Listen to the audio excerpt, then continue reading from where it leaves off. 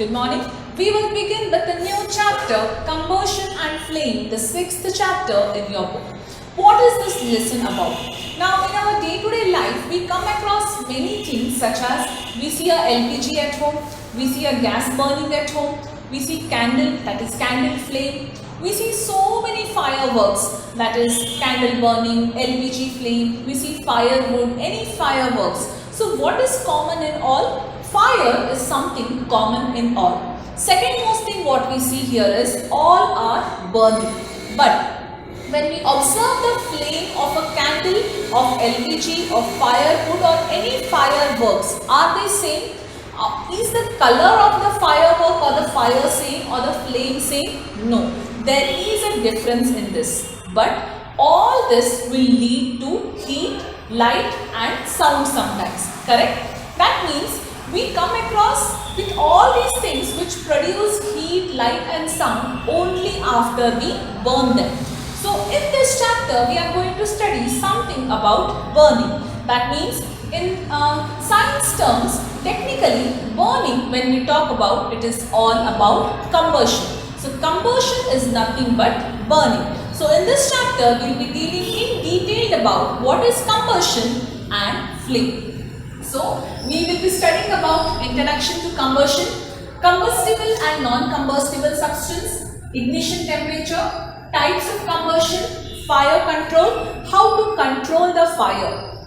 In a very brief manner we will understand that flame, structure of flame and different layers of the flame, fuel and efficiency, and a small part will also learn again about fossil fuels which we have already discussed. But here we will discuss something about what are the bad effects or what are the bad things when we burn fossil fuels, what will happen.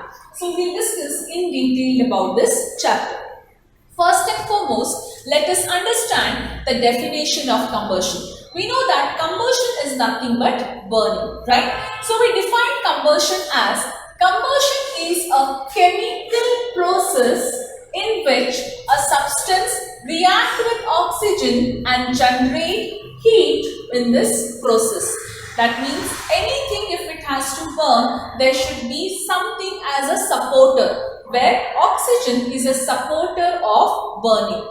So combustion is a chemical process in which a substance reacts with oxygen, generate heat in the process. Of course, yes, light also I can tell. But for example, if the power goes off in your house, we do not light LPG, right? We light only candle. That means it gives heat in all. LPG gives us heat, candle flame gives us heat, firewood gives us heat, but everything will not give us a luminous light which can be seen. So we can say it generates heat in this process. So burning in the presence of oxygen is called as combustion. Now what are the necessary things we require for combustion? We require fuel for combustion. That is true.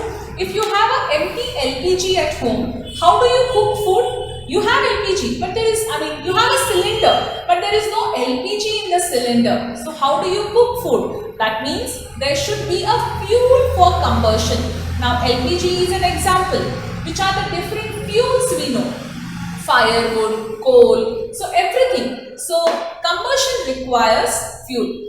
Our body also does combustion in the presence of oxygen, which is called as respiration, because we are burning the food in the presence of oxygen. That is nothing but breaking down of the food in the presence of oxygen. What are we producing? We are producing enormous amount of heat and energy. So we can say even that is a type of combustion only. But that you will be discussing in detail in your standard 10. Let's not discuss much about that now. But that is also a form, because in presence of oxygen, respiration takes place in presence of oxygen. Glucose molecule is broken down. So combustion requires fuel. Yes, combustion requires air. We all have done this experiment in our lower class. So what is the basic thing? You all can try this at home. Take a candle, light the candle. So candle is burning. Now what you can do here is take an empty glass, just put it over the candle. So what will you see that? Candle candle burns for few seconds and then it is put off. Why? Because when we put a glass on a burning candle, it cuts off the source. That is, it cuts off the oxygen which is present. That means if there is no oxygen, then there is no combustion. So candle will be put off by itself. Combustion requires air. That is, it requires a supporter which is nothing but a oxygen. Combustion requires heat. Yes, this is one main important thing. Now, what do I mean by heat here? So, should I provide the heat externally, or what is this heat about? Now, these two are very simple, that combustion requires fuel and combustion requires air. Combustion requires heat in the sense there should be a proper ignition temperature for a combustion. Now, what do you mean by a ignition temperature? We will discuss that, but we also discussed about the ignition temperature in our previous classes. So, combustion requires heat, that is, it requires an ignition temperature. Let us first understand what is an ignition temperature and then we will understand about this statement. Ignition temperature, the lowest temperature at which a substance catches fire. Now that means we use LPG at home. Since we are using LPG at home, it also requires a particular ignition temperature. At normal room temperature, we can ignite it. Any material in that condition. Now for example, let me take some substance which can even catch fire easily without even igniting it. For example, sodium or phosphorus. Those substances or elements will catch fire even if it is exposed to air for few seconds. It just burns into flame. That is only because it has a very low ignition temperature. Now LPG at home or sometimes petrol also, what happens is that ignition temperature is not that very low, right? The minute you expose the petrol and petrol catches fire, it doesn't happen. The minute you expose LPG and LPG catches fire without coming in contact with anything, no. That means it has a particular ignition temperature, what we can say. Or we can say LPG has a high ignition temperature. Why? Because now sodium metal or phosphorus, sodium we store in kerosene. Otherwise, if you take a sodium metal outside just in your hand, it's very corrosive. Apart from that, it just catches into flame because it is very reactive. That means sodium's ignition temperature is very low. So combustion requires heat. That means it requires a proper, maintained, well-balanced ignition temperature. Then, now since we understood about combustion, we should also know what are combustible substance and what are non-combustible substance. Now for example, LPG is combustible, petrol is combustible, alcohol, etc. All these are combustible substances. Which are non-combustible substance now? That means a substance which can catch fire on burning are called as combustible substance.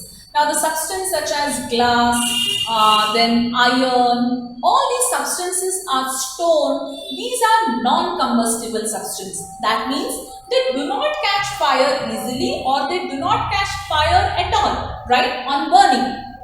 Those are non-combustible substances. Similarly, we can also talk about inflammable and non-inflammable substances. Again, comes the same thing. Substances which undergo combustion which produces flame are called as inflammable substance. Same example, LPG, petrol, kerosene, diesel, etc. Substances which do not give any flames on burning, glass, iron, stone, these will come under inflammable substances. Let's more understand about different types of combustion. Now we understood what is combustion. Let us understand the different types of combustion: rapid combustion, spontaneous combustion and explosion. We all know that this come under combustion, but what comes under what, we need to know that. Rapid combustion. The combustion in which substance burn rapidly to produce heat and light is called rapid combustion. Now that means, how do the substance burn rapidly? Only by providing external heat. Now that means LPG and petrol will not start burning by itself. until unless some external heat is provided. True, we have to light it, only then it burns. Until then, it will not burn. You just keep a candle and tell that the candle has to burn, it will not. Until unless you light it, only then. But once you light the candle, it has to burn, correct? In a cylinder, if LPG is there, when you just ignite it or when you just light your lighter, will it burn rapidly? Of course it will. Except from if your burner is not good or if there is less LPG or lighter is not good, that is secondary. Otherwise, the minute you ignite the lighter on your gas stove, it has to burn. That is called as rapid combustion. That means we are providing some external heat, external sources there. Such a combustion comes under rapid combustion. Now, example, sodium metal, there is no external heat provided. You take a sodium metal in your hand, it starts burning into flames. Means there is no external anything required. It starts burning by itself. So, understood the meaning of rapid combustion? We'll move on to the next, spontaneous combustion. Combustion in which material bursts into flames without applying heat. Example, phosphorus or sodium metal. We know how it happens. Fires in coal mine. Yes, you might have heard sometimes there are accidental fires in coal mines sometimes. Forest fires due to lightning. You might have heard now during this rainy season in many places a person lost his life or there were forest fires in the field, forest, etc. due to lightning and some natural calamities sometimes. That is something spontaneous combustion. Suddenly it burst into flame where we did not provide anything externally, but it burns into flames. That is something called as spontaneous combustion. And the last one is explosion. This is what all we know. When a material bursts suddenly to produce heat and light and sound. See this here? When here we did not use the word sound, we only used heat and light. Here spontaneous also we used into no heat, no sound. Explosion when burst suddenly to produce heat, light and sound or on application by external heat and pressure. What could be the example? I haven't written example here. What gives us both heat, light and sound? That is nothing but crackers, right? So that burst suddenly which gives us heat, which gives us sometimes light, not exactly light, but you can feel the lightning thing there. Apart from that, a huge sound. Such a type of combustion, we call that as a explosion. So all these are combustion which requires a fuel, where it requires air, requires even heat, that is ignition temperature, but they fall into different categories. So this is all about combustion. Now, conditions necessary for combustion: combustible substance, non-combustible substance, same as inflammable and non-inflammable, ignition temperature and different types of combustion. So in our tomorrow's class, we have completed the types of combustion. In our tomorrow's class, we will understand more about how to control the fire, that is how the fire extinguisher works actually. Or what do the people in the fire engine or what exactly they do when a building or a house or anything catches fire. What is the phenomena used there, how it works, on what principle. And we understand more things about flame. What is a flame? What are the different structures or layers of flame? So in today's class, whatever we have done, if you have any doubt, you can call on the same day of the video set. Thank you.